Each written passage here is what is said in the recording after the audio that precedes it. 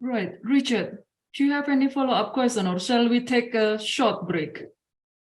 It's very interesting. It's a pity if we take short break. So Okay, let's not take a break then.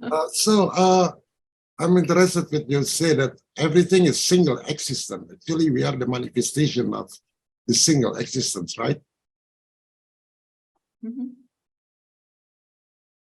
So it's basically, Richard make a comment, like you said that it's a singularity, everything is singular. So we are, each of us, a manifestation of this singular existence. That's what his question. No duality. The difficult part is that within all of this, so we can discuss this conceptually, but there's a trick. So the way the brain functions, there's the cerebellum we spoke about earlier. Yeah. There's the prefrontal cortex, right, which is where all our awareness occurs, right? And then there's this part of the brain that we refer to as the amygdala. And the amygdala is very important for our existence, right? It is what makes us run out of the room when there's a fire, right? It's what makes us duck when there's a bullet or a ball coming towards us. But the amygdala is also the part of the brain that makes us feel that we are separate from existence.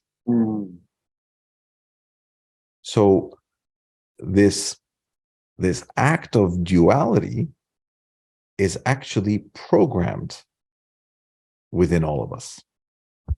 So what we refer to as the ego, the id, this feeling that I have to protect this, me, this is me, right? This concept is not taught to us. We are born with it. It is ingrained in us. So understanding that existence is one, that it's singular, understanding that none of us are separate from each other, understanding that actually all of our actions are a part of the singular entity. Just like when I move my arm, my arm is made up of millions of cells.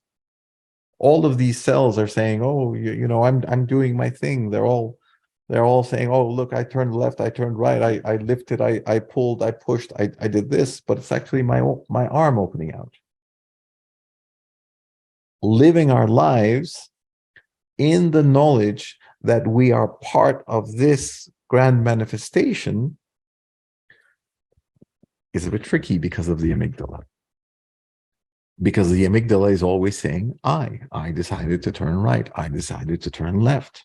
The amygdala, in the way that it's built, in the same way that it looks to protect us, it also looks to protect the data that it has, the current data set that it believes is correct. That is why, for example, whenever we are faced with change, we don't like it. We are afraid of it. It is that programming that we have in our brains. Being able to understand this, being able to observe ourselves just like we're observing others,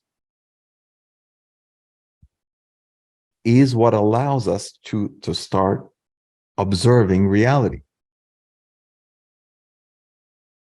So just like we are accepting of others, just like we observe others saying this is the manifestation of the one, we have to learn to accept this as part of that manifestation. Accept the difficulty of not experiencing the singularity itself. Because we are programmed to basically almost living in a polarity with the amygdala, you're saying. The observation of existence from the point of the self is what we refer to as understanding. Mm. The concept in tasawwuf, which is called wahdat, wahda, that refers to observing the oneness from the point of the oneness, without the self. Understand.